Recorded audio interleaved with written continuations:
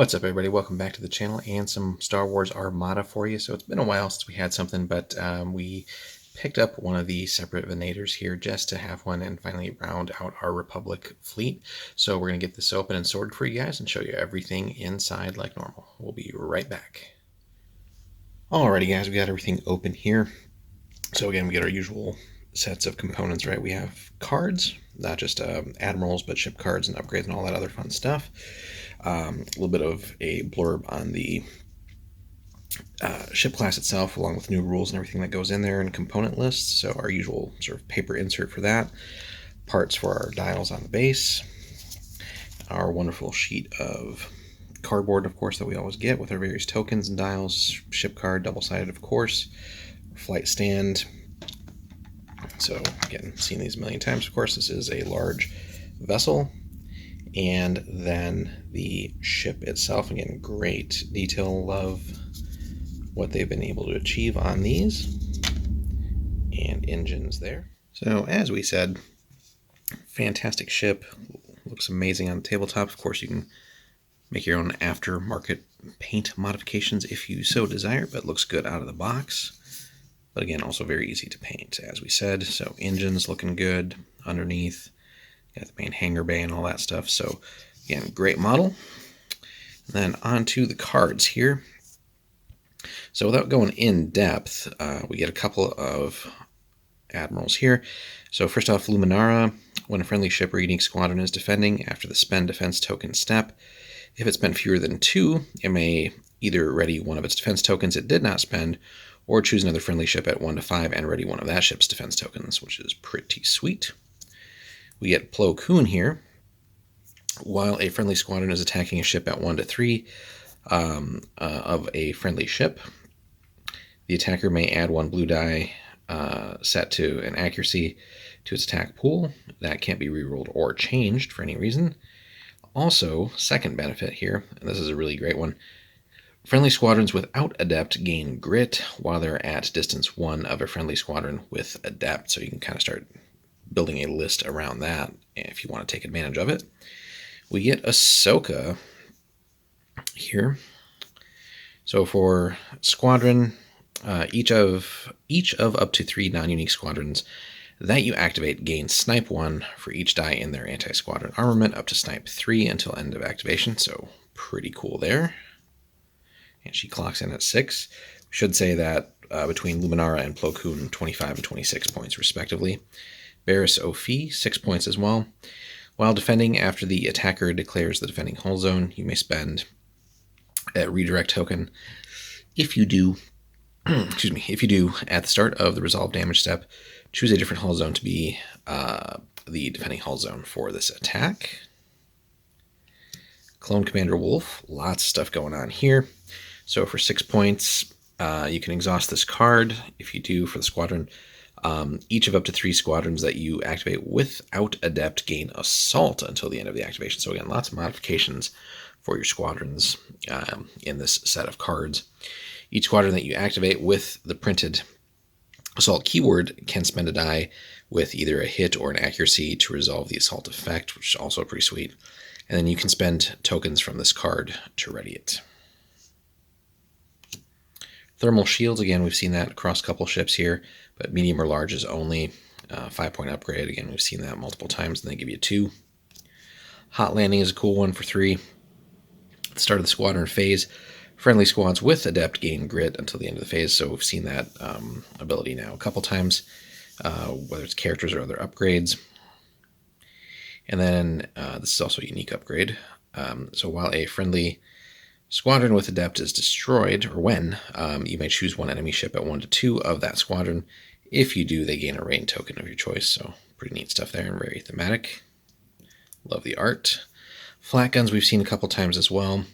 Basically, treat each die in your anti-squadron armament as black, and then while performing salvo, the black dice in your battery can be used at medium range, and then the blue at long, so really good stuff. SPHA-T, so can only be a modification for Star Destroyer only. Decrease your squad value by 2. Close ignition. Each of your front, left, and right arcs are a special arc.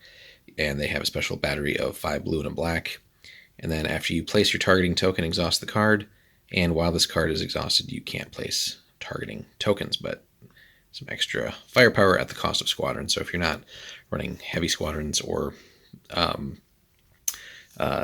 really needing that ship to be working on doing other things for your squadrons, then a pretty cool trade-off. DBY 827 heavy turbos, we've seen that before as well. Another 3-point upgrade. So again, while performing a salvo, you can change one die to a crit. Seems decent. Then we get multiple titles, so we get the Resolute. Lots of stuff going on here. But you must choose at least 2 types of command tokens for the card. After you resolve a command by spending a dial, you may discard 1 matching command token from this to gain that token. 6 points for that. Tranquility. It's only a 3-pointer. While defending after the spend defense token step, you may, if you spent fewer than 2 defense tokens, you may move some shields around essentially, and you can't exceed your max. And then the other key point here is if you're over any zone, if any zone's over its starting value, then you cannot recover shields, period. So something you want to keep in mind if you do decide to go with that ability. While another friendly non-flotilla ship, this is the Triumphant 5-pointer, resolves a squadron command, up to 3 squadrons without adept that it activates can be at close range of you, even if the squadrons are beyond close to medium of that ship.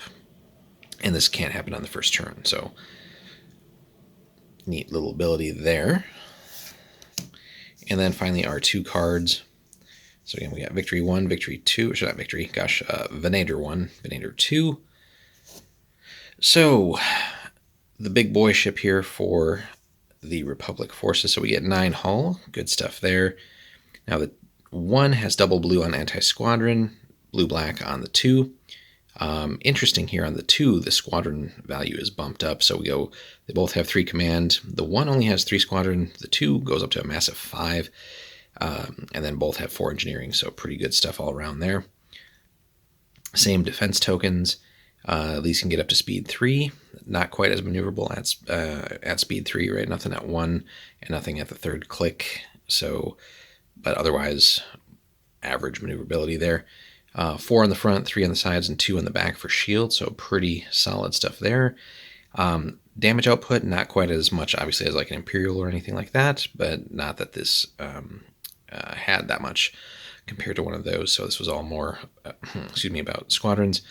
And as we can see, they have a pretty solid squadron value, and a lot of the stuff obviously in the cards and other things for the Republic do help with working on taking advantage of your squadrons. But the 1 goes all in on red and black, or actually, red and black out the front. The side has a little bit of blue there, so 1 a red, a blue, and 2 black, and then 1 of everything basically on the backside. That part doesn't change on the Victory 2, although the sides get rid of the black completely, so it's just 2 red, 2 blue. And then the front on the Victory, or Venator 2, gosh, I keep saying Victory, is basically 2 of everything. So 2 red, 2 blue, 2 black. So points-wise, so kind of get these lined up here. So the 1 will clock in at 90, and then the other, the 2 will set you back at 100 even. And then, again, we can see our upgrades available for the ships here. So a little easier comparison here for you guys.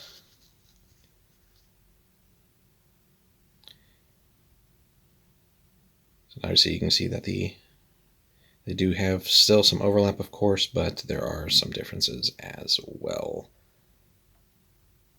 But again, just a quick snapshot of these, by no means any kind of detailed or exhaustive review. But obviously, if you're playing Republic, well worth picking up at least 1, if not 2. Certainly a fun ship, and again, just iconic, obviously, for the Clone Wars era, Republic era, and just lots of fun possibilities here. Taking advantage of, it's a decent enough fighter as far as duking out with other ships, but lots of abilities, lots of ways here to get more out of the available fighters for the Republic. But anyway, let us know your thoughts, guys. Obviously, this has been out for some time now. But how is this faring in your games and your lists? How many do you run? What flavors, one or two? Do you go all in on one or the other, or do you run one of each? How have they, again, performed in your games? What do you struggle with? What types of lists do you seem to do well with? And for those playing against Republic as a regular opponent, do these worry you at all? What, again, are your experiences there? So hit us up in the comments, guys. Like and subscribe if you haven't already, and we will see you down the road, hopefully soon, with some Armada battle reports as we are into the new year. Take care.